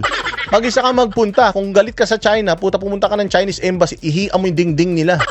Oh, gawin mo lahat ng gusto mo para ipakita mo yung galit mo. Pero nung tinawag ng China na unggoy ang Pilipino, ikaw din yung una ko naisip eh. Di ako na-offend. Oh, I know that what they did was wrong. Oh, I mean, what they did is wrong. I know na hindi diplomatic yon. I know na offensive yon. But I also know where they're coming from. And pag binalikan mo, itong mga pinagagawa nitong ulul na ito, it turned out, or it's turning out to be, nadadamay tayo dahil dito sa gagong to. Nadadamay tayo na nagiging unggoy tayo dahil sa ulul na ito. Ang ina, kung ano-ano kasing pinaggagawa. Ewan ko kung anong kinikita mo dyan sa pinaggagawa mo dyan. Hindi, pinagtatakol ko lang ng West Philippines. Gago, di, gusto mo doon ka tumira. Tayo ka ng bahay mo ron. Masyado mo palang gusto yung lugar na yun. Tayo ka naman, hindi naman sa pinamimigay namin yan. Alam ko atin yan. At galit din ako sa pangginagawa ng mga Chinese, sa mga mangingisda natin yan. Oo. Tama lang na i-assert natin yung ating karapatan dyan. But for you to result doon sa mga pinaggagawa mo, hindi naman ginawa yan ng mga dating mga nagtatanggol dyan sa South China Sea na yan. kahit pa ang inclination mo is towards the People's Republic of China, ang pagbibihis ng unggoy ng bagong Tagalog at mayroong native hat na meron tayo at pagpapakita na yung unggoy magaling kumanta ng karaoke. Magaling man tayo talagang kumanta. Oo, hindi man tayo tatawagin unggoy, maayos man sa ano, gusto mo zebra? Sabihin mo lang, kung ginawa nilang zebra yun, magagalit ka pa rin sigurado. Kasi galing sa China yun eh. Kung ginawa ng China na hindi unggoy yun, ginawa niyang buhaya. Dahil mga magnanakaw tayo rito sa Pilipinas. Oh, happy ka na ba nun? O, halimbawa, wag na lang, gawin niyang rabbit. Oh, may meron ka pa rin masasabi, whatever video ang gawin ng China, oh, magagalit ka pa rin. Kasi nga anti-China ka talaga. Oo. Kahit sino pang ilagay mo, halimbawa si Jollibee naman ilagay mo ron. Ganun pa rin, magagalit ka pa rin. Regardless, unggoy yan, kuneho yan, usa yan, gorilla yan, buhaya yan, elepante, hippopotamus, lahat na ng hayop. China, gumawa kasi kayo ng lahat ng hayop, gawin nyo. Tapos parte na natin kung meron bang preferred na hayop, ito si si Tariela. Ang ina niyan eh. Ang gulo mo kasi, pati kami nadamay pa dahil sa'yo eh. Obviously, ang pinag-uusapan dito is yung lahi natin bilang Pilipino. Lahi mo lang, lahi mong pangit. Oh, ganyan yung sinasabi natin na kung ano yung pinunla mo, yun yung aanihin mo. So, parehas lang ang sitwasyon nito ni Tariela at saka nitong Mima Alicia. Magkaiba nga lang sila ng ng kinahinatnan. Si Mima Alicia patay, inaasar pa ng tao. Ito naman si Tariela, asar talo, pinagtatawanan pa ng mga Pilipino. Same old, same old. Yun lang yun. Pasensya na. Wala.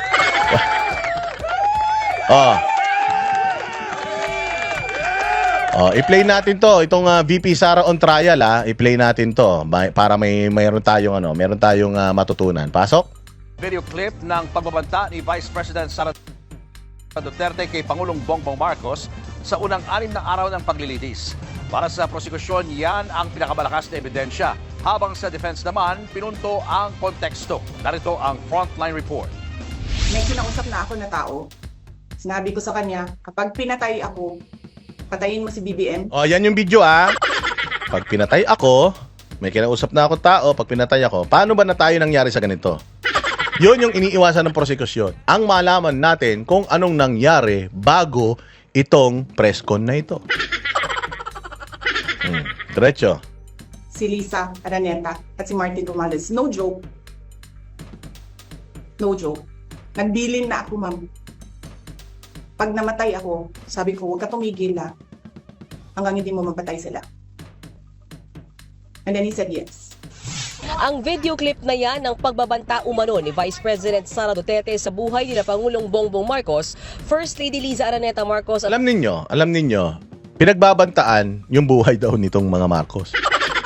Ginagamit yung agent Romanov. Banta raw yun sa buhay ng mga Marcos. Tanga. Banta yun sa leadership nila. Banta yun sa pamilya nila na kung hindi sila titino, people may rise up and singilin sila. Yun yung Romanov. Hindi yung act lang ng pag-ubos sa lahi nila.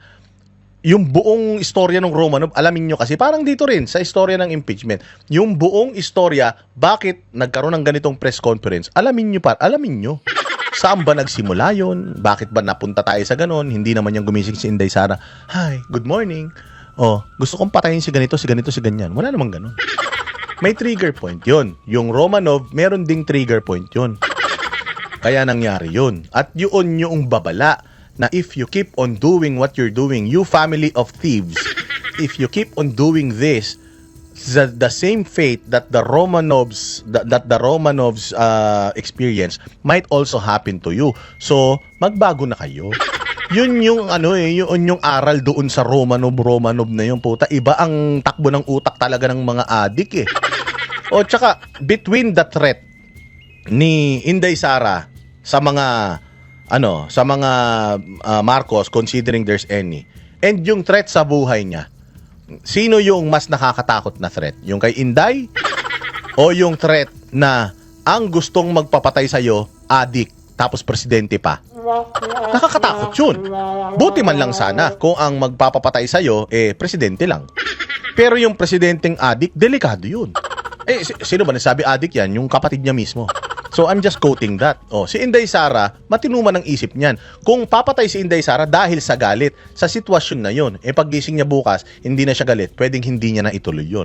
Pero yung pagiging adik, bata ka pa, adik ka na, hanggang sa maging matanda ka at nasa posisyon ka na, adik ka pa. Tinan mo nangyayari sa bayang Pilipinas. Napakadelikado ng isang adik na leader para sa isang bansa. Tinan mo nangyayari sa Pilipinas, di ba? O ganun din, kapag kang isang adik, gusto kang hadlang ka sa kanyang bisyo, hadlang ka sa kanyang mga gawain, putya, talagang nakapokus yan para deduing ka. Bago ka nga patayin yan, pahihirapan ka pa yan Ang utak ng adik, walang hindi klaro yan. Nanay niyan, kapatid niyan, yung tawag dito, lola niyan, Re-rapin yan. Ganun ka gago ang utak ng adik. Alam niyo bakit galit na galit si Pangulong Duterte sa adik?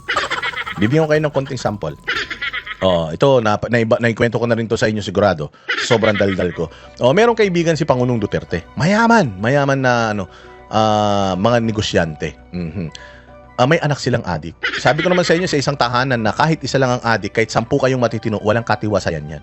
Yung anak nila ng adik na yun, wala silang magawa. Kumuha ng baril, tinutukan yung kapatid, ginahasa yung kapatid. Walang magawa yung mga magulang kasi tinututukan siya, papatayin ko kayo. Huwag niyo akong pakikialaman. Adik eh. Pero bago daw dumating sa punto na yun, lahat daw ng mga gamit sa bahay, pinagbibenta na ng tarattado na yun. Ngayon, tumakbo daw kay Pangulong Duterte, yung yung pamilya na yun. Humihingi ng tulong. Sabi, Mayor, yung anak ko, ginagahasan ng anak ko. Tapos, tinututukan ng baril, wala kaming magawa. Kasi, anak namin eh. So, parang gusto nilang mangyari, humihingi silang tulong kay Pangulong Duterte, siyang gumawa para sa kanila. Okay, tinanong ni Pangulong Duterte, grabe naman yan. Sige, pakikialaman ko yan. Pero papatayin ko yan. Kasi, hindi na dapat nabubuhay yung mga ganyan tao. Wala nang wala nang pagbabago yung mga ganyan. Dumating na siya sa punto na ganyan, the end na yan. Ayaw naman ng mga magulang, ayaw naman ng so, wala rin. Diba? Sabi ni Pangulo, wala magagawa dyan. Kasi kung ako yan, papatayin ko yan. May isa pang istorya, si Pangulong Duterte. Ganito siya klase na tao eh. Nag-golf daw sila. Go-golf silang ganyan.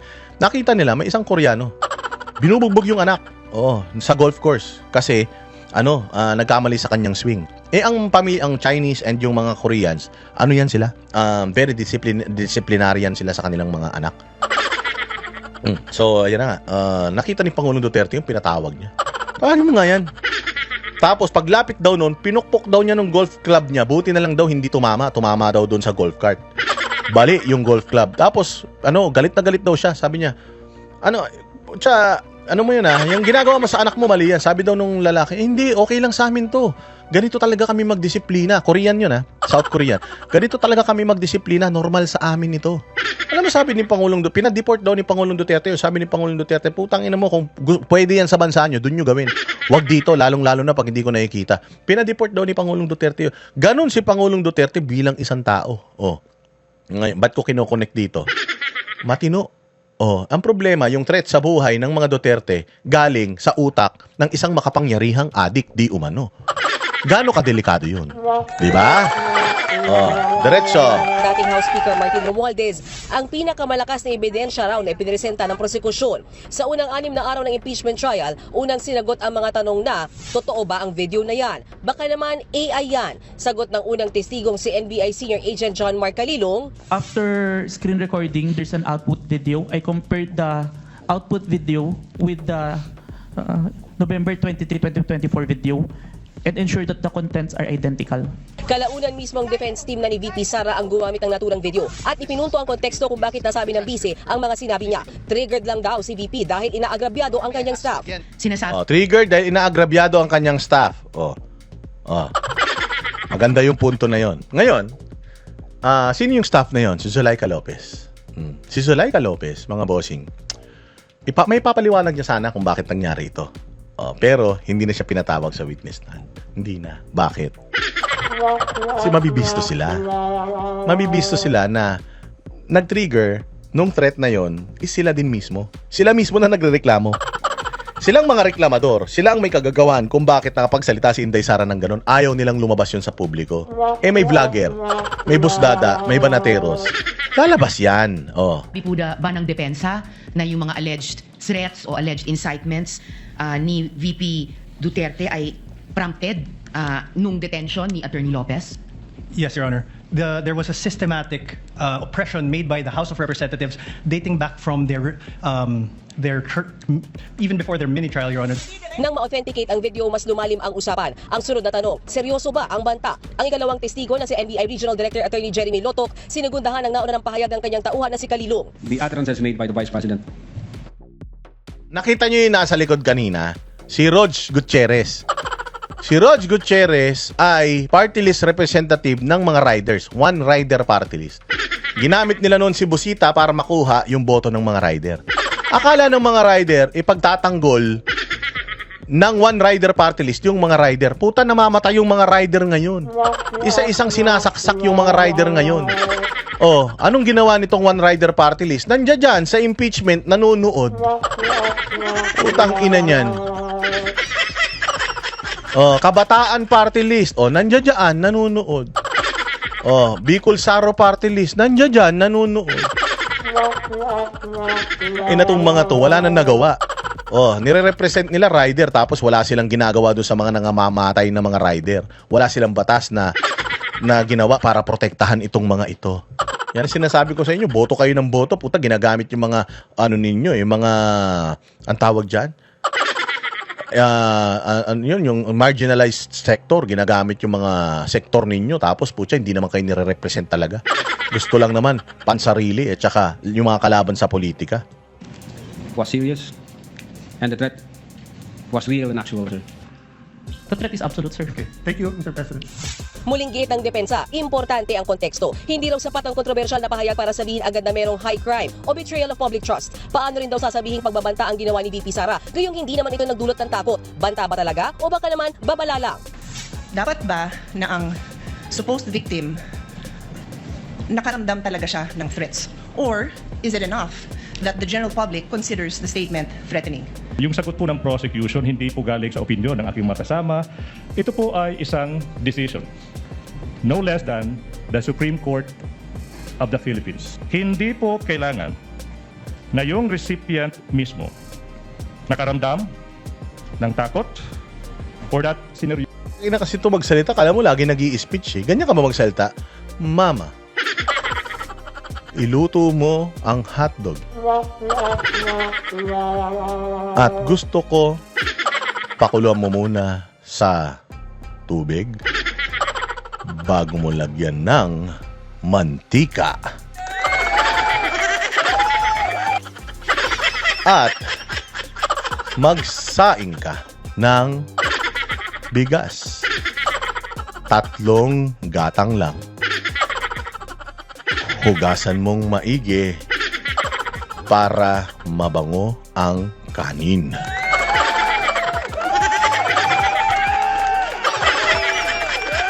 Utang ina niyan. Pag yan ang ganyang kausap mo, palayasin mo na.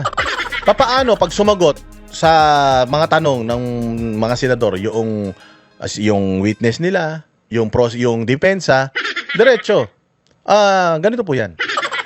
Pag nagluto ka ng hotdog, ilagay mo muna sa tubig. Pakuluan mong konti, tapos lagyan mo ng mantika, patuyuan mo. Para juicy. Magsaing ka na rin. 3 gatang lang. Para hindi tayo masaya, hindi tayo mapanisan. Tawagin mo ko pagka luto na, kain tayo. Bili lang akong coke. Diba ganun eh, ganun yung normal eh. Pero yung ganito ka magsalita. Kasi, utang ina niyan, abnormal. Yung pagbabanta. Your Honor. Yung pagbabanta. Your Honor. Putya, pwede naman. Yung pagbabanta, Your Honor. Yung pagbabanta.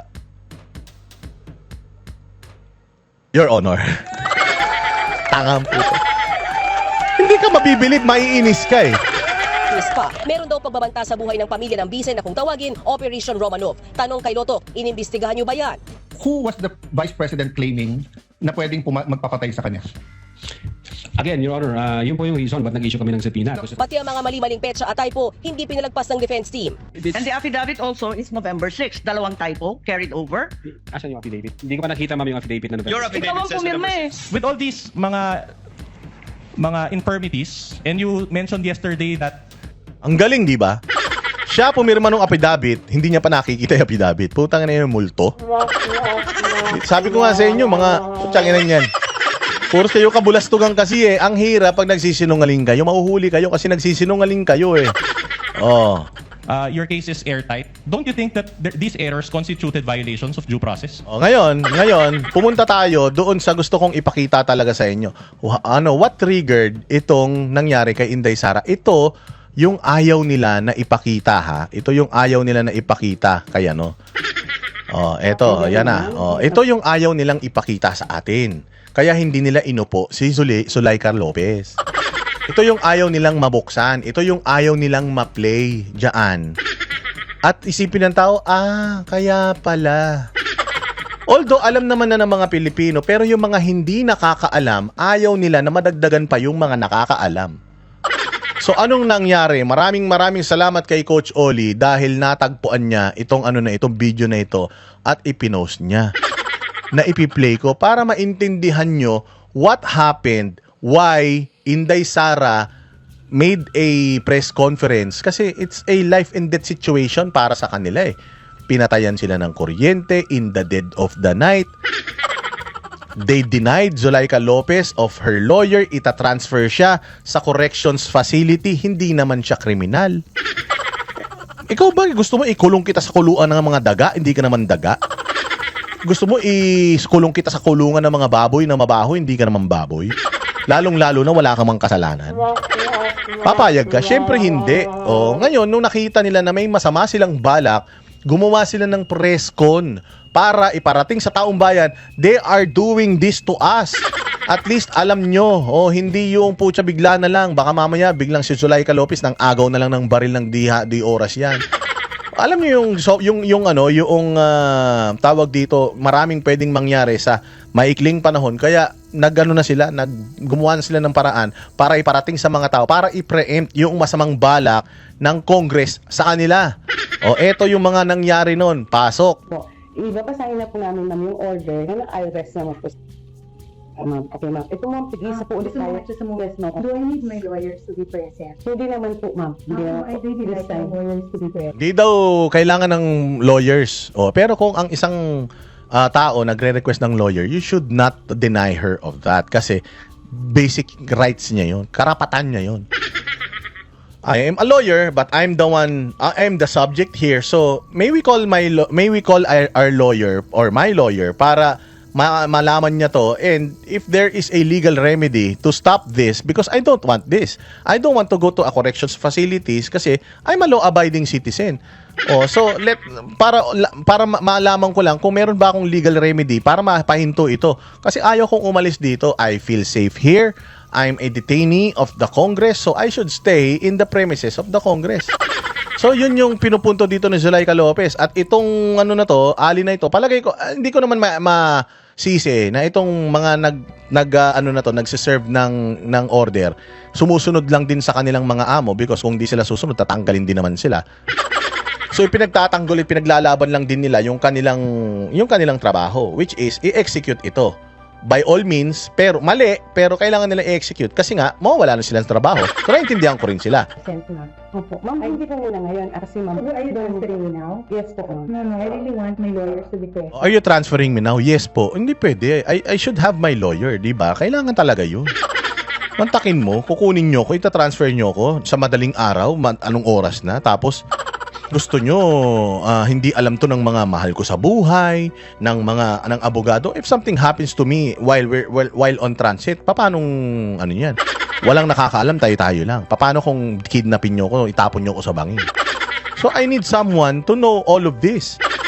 More so my lawyer, para at least alam natin, are you yung nagbe-break ba kayo ng law in doing this? Ang order ng committee ng House is to transfer you immediately. Ang order ng committee is to transfer you immediately. Sino yan? Si Joel Chua. Ganyang katarantado si Joel Chua. Tapos sasabihin ni Joel Chua na threatened ang buhay ko. Kaya nag-hire ako ng mga bodyguard. Ulul, matagal ka nang may bodyguard. Inaalagaan nila yung tabingi mong muka. Ang ina nyo, padrama-drama kayo, tarantado kayo. Ayan sabi ng committee, sino ba yung committee head? Ikaw. Transfer you immediately. Anong legal basis nyo para gawin yan? Saka na natin pag-usapan, gawin na muna natin. Hindi pwede yun. Utangin ang galawang General Torre yan eh.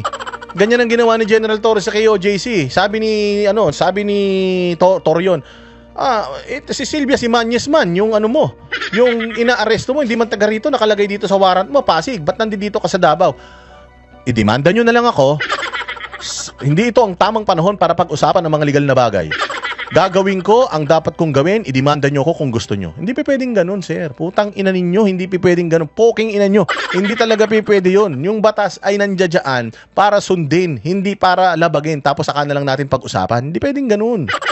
Ang ina yan yung umikot na mindset eh. Ngayong administrasyon ni Bongbong na dapat huminto eh. Dapat ang batas ay batas. Umaga, tanghali o gabi, ang batas ay batas. Bumagyo, umaraw, umulan ng pako, umulan ng tae. Kung ano yung batas, yun dapat ang sinusunod natin. Hindi pwedeng mali itong batas na ito, mali itong ginagawa mo. Idemanda mo na lang ako. Gagawin ko pa rin yan. Putsang inang yan. Krimen yun. Oh, a crime is a crime. Whether you are performing your duty, a crime is a crime. If it's not in the law, then it is a crime. Illegal abuse of discretion yan.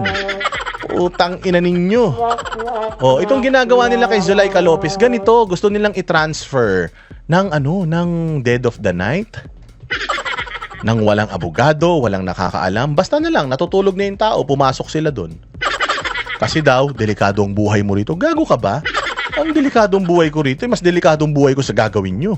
Hindi ko naman kayo kilala. Buti sana kung kamag-anak ko kayo magta-transfer sa akin, tapos meron tayong mga 10 armado na mga kasama natin na poprotekta sa atin. Kung delikado pala ako dito, ba't hindi kayo maglagay ng maraming pulis dyan sa labas ng kwarto? Isa lang naman ang daanan papunta at palabas dito sa kwarto na to. Yan, pinto na yan, di harangan nyo yan.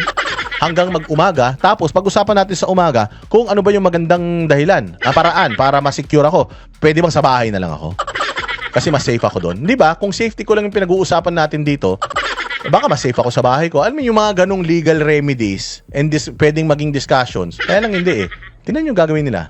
I understand that, but I really like my lawyers to be present. Can we arrange that while on transit? Pwede ba yun? So may balak talaga silang masama. Can we arrange that while we're in transit? Putsang inan yan. Bakit hindi mo ngayon gawin? Gagawin nyo rin pala. Bakit kailangan na while we're in transit? Naintindihan ko nga itong dalawa na ito kasi nga, meron silang utos. Ang utos sa kanila, gawin. Yan. At pag di nyo ginawa yan, palagay ko kaya nila pinipilit to kahit wala na sa batas. Kasi nga, at stake yung kanilang mga trabaho. At stake yung kanilang mga trabaho. Kaya ganyan sila ka-insistent na dalin si Zulaika Lopez. Unless dalawa lang yan. Sumusunod sila sa utos dahil sa trabaho nila. Ayaw nila mawala sa trabaho. Or sumusunod sila sa utos dahil putang ina mga tarantado at criminal din sila. Baka sinabi sa kanila na gawin nyo ito. If not, putang ina. O gawin nyo ito, by all means, bayad kayo. Pwedeng ganun. Binibigyan ko kayo ng dalawang option. Maniwala kayo kung saan kayo maniniwala. No, I really like my lawyers to be present. Ma'am, I can arrange that naman, ma'am, for you. Pero ma'am, let me call them now. No, ma'am, let us. Diba, let me call them now, tapos sasabihin, no? Zulaika Lopez is also a lawyer.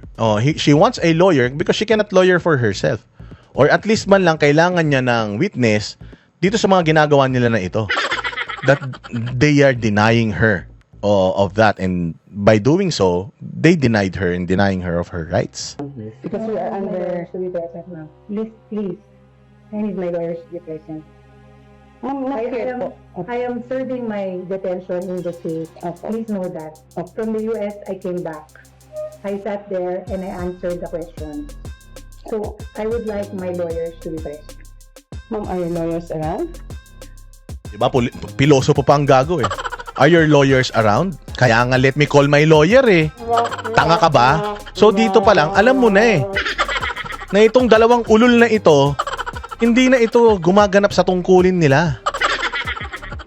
At hindi na nila ginaganapan yung tungkulin nila dahil alam nila yung trabaho nila. Ginaganapan na nila yung tungkulin nila dahil pwedeng bayad sila or kasabwat sila talaga dito sa mga panggigipit sa mga Duterte. Yun lang kasangkapan sila at tinanggap na nila yung idea na yun. Kasi meron naman na katulad yan, yung mga pulis na mga nakaharang sa mga rally. Pag tinanong mo naman sila, Duterte sila eh. Hindi naman namin gusto to, sir, kaya lang kailangan namin gawin doon trabaho eh. So hindi kami talaga alis dito kasi ito trabaho namin. Pero malungkot kami dito sa mga nangyayari to. May mga ganun eh. Pero itong dalawa na to, it appears to me na mukhang kasabwat to sa kademonyohan. Mukha kasi sinasabing kasabwat talaga sila. Pwedeng ganun, pwedeng hindi. Bahala kayo kung saan kayo maniniwala. Pero i-judge nyo na lang yung mga decisions ninyo dito sa mapapanood nyo. We are going to call them. But we are ordered to implement it immediately. Ma'am, please. So, please understand. Kasi ang sa... Wala akong problema, sir. But I need my lawyers to be present. Before we can effect this, ma'am? I need my lawyers. No, let them come with me. Or at least masabihan ko sila. Ma'am, safe naman po kayo with us. Paano mo sabi safe nga eh? Hindi nga kayo gumagawa, sumusunod sa batas, safe with us. Safe ako sa lawyer ko. Hindi ito usapin kung mas safe ako sa iyo. Mas sigurado ako mas safe ako sa lawyer ko. So, hindi man kita kilala. Hindi ko alam kung naligo ka. Oo, hindi ako safe sa iyo. Gusto mo nga ako alisin dito eh. Ayaw kong umalis dito. Hindi naman ako lumabag ng batas eh. Oh, tapos ililipat nyo ako doon sa mga lugar ng kulungan. Eh paglipat nyo sa akin doon, may kasama ako sa selda. Kung patayin ako doon, magagawa ko. Tapos kasama ba kita sa loob pagka pinasok nyo ako sa selda doon? Safe ka sa akin pag nagsasabi mo? It is not that. Wala akong issue about that. Fever na. Ma'am, may lawyer naman po kami dito. I am not. Bobo talaga eh. May lawyer naman po kami dito. Eh, lawyer mo yan, tanga. Hindi naman niya lawyer yan eh. Abnormal din tong putang ina nito eh. Kaya naman pala hindi na ipinatawag ito at pinaupo dyan dahil magbi-break ito. Oo, baka ilaglag pa nito Kongreso. Kaya naman pa itong dalawang to yan, si Zulaika at saka yung babae na yan, supposedly uupo yan sa witness stand po tayo na hindi na nila pinaupo, si Matibag na lang. Malakas na daw yung kaso nila doon sa dalawang ulul nilang witness plus si Matibag. Inang yan. Oh, ito yung ayaw nilang lumabas. Yan yung ayaw nila lumabas. Diretso. Leave the room now. Leave the room now. Ma'am, will check muna po sa aming tungkol. Wala problema, leave the room now. I just want my lawyers to be present. Narinig niyan lahat na I want my lawyers to be present. Please leave the room now.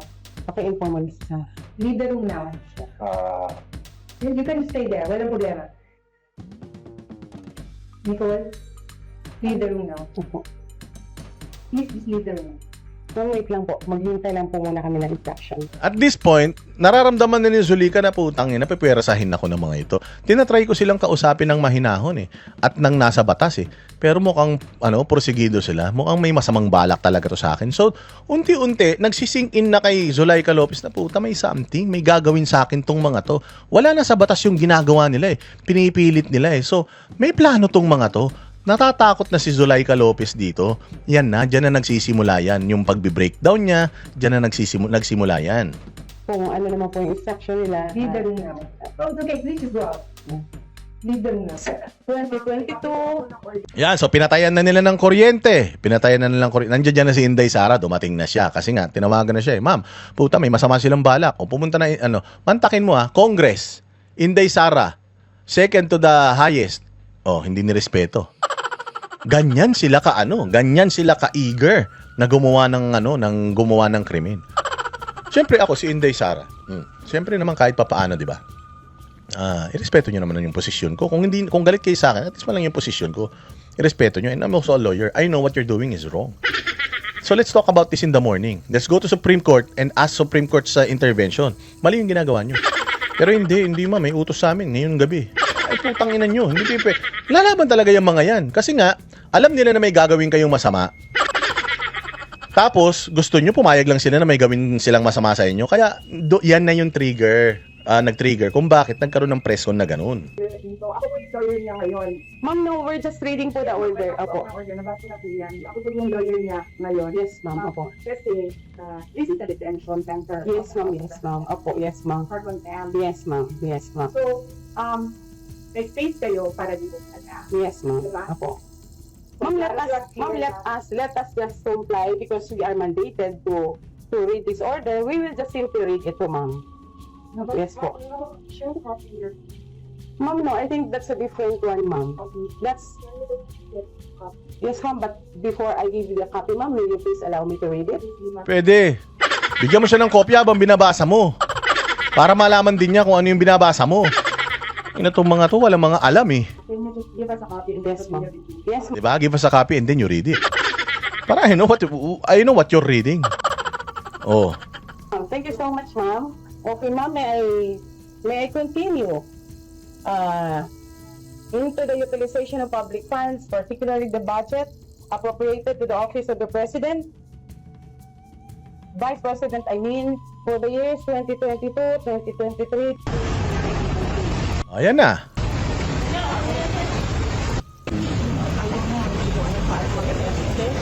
So dumating na doon sa press con, nag-breakdown na si Atty. Zulika, nahimatay na.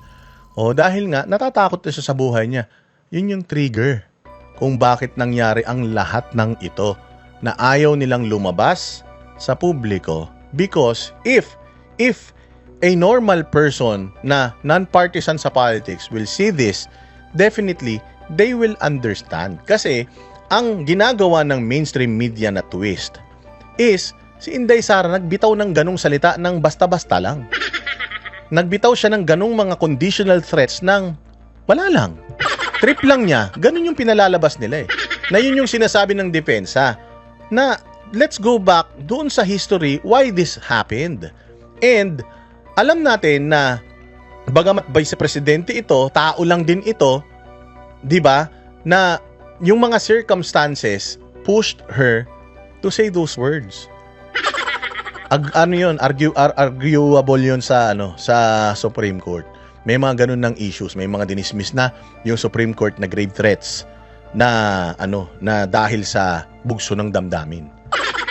That's the argument of the defense. Na ayaw na gustong patunayan pero hindi na pinaupo itong mga tao na to dyan sa witness stand. Because mapapahamak sila. Magagaling yung defense eh. Lalabas yan sa media. Pag lumabas yan, yari sila. Kaya ngayon, si Matibag na lang paupuin nila kasi si Matibag matigas ang mukha nun. Sanay man yun. Sanay yun sa mga gawaing illegal. Kaya nga ang sabi nila, 'di ba, meron daw pasabog si Matibag. Ano mga pasabog 'yan? Baka na naman baby rocket na naman 'yan. Pakinggan natin kung ano yung pasabog. Ang pagsabog ng testimonya o pasabog ng testimonya ni NBI Director Melvin Matibag sa pagpapatuloy po ng impeachment trial. Pasabog daw. Anong pasabog niya? Una sa lahat, hindi pa naman siya NBI Director niyan. Wala pa naman siyang kwentang tao niyan. Ito yung mga panahon, palagay ko, hindi pa siya NBI. Baka yan yung kumakain sila sa restaurant, kasama yung mga pamilya ni Atayde, yung tsuhin at saka yung tatay, na nag-bill sila ng 121,000 sa restaurant, tapos naglabas sila ng sandamukal na pera. Tapos sabi nila, akala ko 1,000,000 eh. Nagbayad, tapos nagbigay ng tip. Baka ito yung mga panahon na hindi pa siya NBI director niyan eh. Yan yung mga kumakalat na video. I'm just assuming, hindi yung totoo Dinikit ko lang. But anyways, si Santiago ang director nito. After ni Santiago, si Magno. Tapos siya. Actually, kaya nga siya naupo dyan dahil si Sir Jack Argota pumunta doon sa opisina ng NBI. Tapos si Magno ang director noon. Hindi naman siya kakasuhan talaga. Nagpaliwanag lang si Jack ano yung post niya tungkol doon sa medical certificate. Sinabihan nga si Jack na ingat lang. Minsan, kailangan alamin nyo muna kung lawful pa ba yung mga utterances ninyo, mga ganyan-ganyan, bago nyo gawin para maiwasan yung ganito. So, pinagsabihan lang siya doon. Nagulat na nga lang si Jack, may kaso na siya eh. And the very same people na nag-advise sa kanya na mag-ingat mag-post and nag-investigate sa kanya are the same people na naging complainant niya. Diba? Ganun kagago. But anyways, may lawyers man si Jack Argota and he's battling it sa Department of Justice. So, pabayaan na natin yon. Let's see what's gonna happen. Pero, napalitan si Magno dahil nga hindi nakasuhan initially si Jack. Ang nagkaso na kay Jack nung ito na yung director, biglang nagkakaso na si Jack. Nung si Magno pa, wala namang kaso si Jack. Biglang nagkaroon na lang siya ng kaso nung umupo na ito. At meron nga kaming belief na hindi sumunod si Magno sa gusto na kasuhan kagad si Jack kasi wala naman talagang kakaso-kaso kay Jack eh. Kaya inalis si Magno dahil kay Jack, yun nga iniisip namin nun. Ito yung pinalit. Yung ipinalit, syempre, kailangan niyang patunayan na mas satanas siya. Kaya ito, may pasabog daw siya. Ewan ko kung anong pasabog yan. Ni VP Sara Duterte. Ayon sa prosekusyon, mala fireworks ang pasabog nila sa susunod na linggo.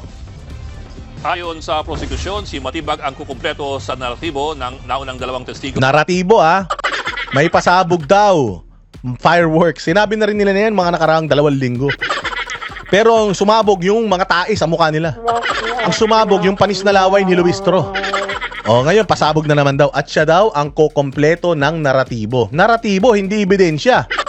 Naratibo. So dito, propaganda lang ang plano talaga nila. Naratibo lang ang gusto nilang buuin para sirain si Inday Sara sa mata ng mga Pilipino. Yan yun. Yan yung hindi tama. Na naglalaro tayo sa naratibo, hindi tayo naglalaro sa facts. na bini-brainwash lang natin, pinopropaganda natin para tayo mga komunista, bini-brainwash natin yung mga tao to believe na si Inday Sara maruming politiko. Well, in fact, hindi siya ang nagnakaw sa kaban ng bayan sa flood control project. Ang nagnakaw, Congress, at saka yung Department of Budget and Management, itong DPWH at saka yung Malacanang. Yun ang dapat na naratibo na nilalagay natin sa utak ng tao, hindi yung naratibo na si Inday Sara ay not fit to hold this country, not fit to govern this country, or not fit to become vice president and president in 2028. Si Bongbong nga, kapatid na nagsabi, adik eh. Ate na mismo niya nagsabi na adik yan eh. Doon sa Amerika, yung namatay na Yuchenko ba yun? Yung namatay nga sa Amerika, overdose ng drugs, kasama nung asawa niya sa Amerika yun eh. Tapos sasabihin natin si Inday Sara, hindi fit? Paano pa kaya itong mga nasa Malacanang? Yan ang sinasabi ko sa inyo. Pag nag-content ganito, hindi yung sisiraan mo lang basta-basta. Nagpalaglag sa ganito, hindi pwedeng ganun na mag-content. Kailangan pag nag-content kami, basihan ka. At yung basihan mo, kailangan kumalat na yun sa buong sanlibutan. Walang hiya kayo. Diba? Sila na mismo nagsabi, magpapatibay ng naratibo. Naratibo ang pinagtitibay nila, hindi yung kaso. Naratibo. Putang ina ninyo, mga gago kayo. Kung sina NBA Senior Agent John Mark Carilong at Regional Director Jeremy Lotok.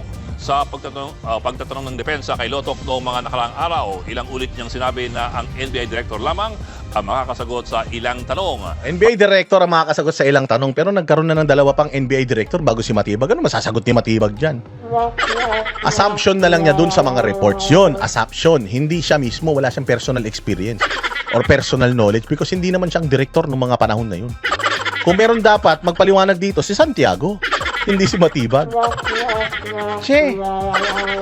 Lokohin nyo pa kami. Hindi nyo kami maluloko kasi in the age of the social media, may mga banateros na na kayang ng matalinong diskurso na ganito. Hindi na kayo makakalusot. Partikular sa umunay mga banta ni VP Sara Duterte laban kay Pangulong Bongbong Marcos, First Lady Liza at dating House Speaker Martin Romualdez. Pakinggan po natin ang pahayag ni Private Prosecutor Lorna Capunan at ni House Prosecutor Paulo Ortega. Isa lang masasabi ko, mabigat. Mabigat na yung pisngi mo, ma'am. Mabigat na. Sa sobrang bigat ng speech mo noong nakaraan, umpisa pa lang, fake news na. Sa sobrang sinungaling mo. Matanda ka na, matulog ka na. Pahinga mo na lang yan. Magano ka na, tanim ka na lang ng mga orchids, waling-waling, ganyan. Kaya magano ka, tanim ka ng kamote, tapos ipukpok mo sa ulo mo. Pagka ganyang matanda na, tigil nyo na yan. Wala yung masyado pag menopause na yun, pati utak baog na, wala na. Malakas daw, mabigat daw. Tayo na sinabihan mo nga si Lacson, mahilig sa ibon. Tapos kung sinabi ni Lacson, anong sinasabi mo? Ay, hindi, mali pala ako. Tapos ayan, nagsasalita ka na naman ngayon. Baka fake news na naman yan, ha? Complete the whole narrative. They will complete the whole narrative. Naratibo. Siraan lang kasi to. Ang impeachment, siraan lang yan. Kasi hanging question yung anong nangyari. Being the head of the bureau, he has Ganun, being the head of the bureau. the access. Head of the bureau, na ngayon lang siya head of the bureau, hindi nun. Meron siyang access. So, kung ano yung pagkakaintindi niya doon, clouded yung yung judgment niya. Aso man siya ng administrasyon, di gagawin niya yung judgment according doon sa gusto ng administrasyon. Wala siyang impartiality dito. Tigil niyo na yung kagaguhan niyo, Congress. Tangina ninyo, wala na kayong lusot. He has access to all of the records sa lahat na to. Kumbaga, he has the keys to the castle Keys to the castle. Anong castle? Castle ni Barbie? Dami niyong alam. Ang ina niyo. Puro kayo katarantado, mga hayop kayo. Ayan. Masarap, di ba? Sarap na kwentuhan natin, mahaba-haba yan. Sigurado ako marami na naman kayong oras na mauubos sa inyong mga trabaho sa papakinig nito. Sana napasaya ko kayo. Kung masaya kayo, i-share ninyo ito, i-like ninyo. Mag-subscribe kayo, ha? At magpakulay naman kayo. Chokoripot nyo, eh. Magugunaw na mundo. Ayaw nyo pang bawasan yung mga kayamanan nyo. Mga boyfriend nyo lang naman. Mga babae naman dito yan sa Pilipinas. Yan yung inuubos yung mga pera nyo. Mabuti pa. Ilagay nyo na lang sa channel na to. Nagkaroon pa ng kapakinabangan yan. Maraming salamat. Kita-kita po tayo ulit sa susunod na vlog.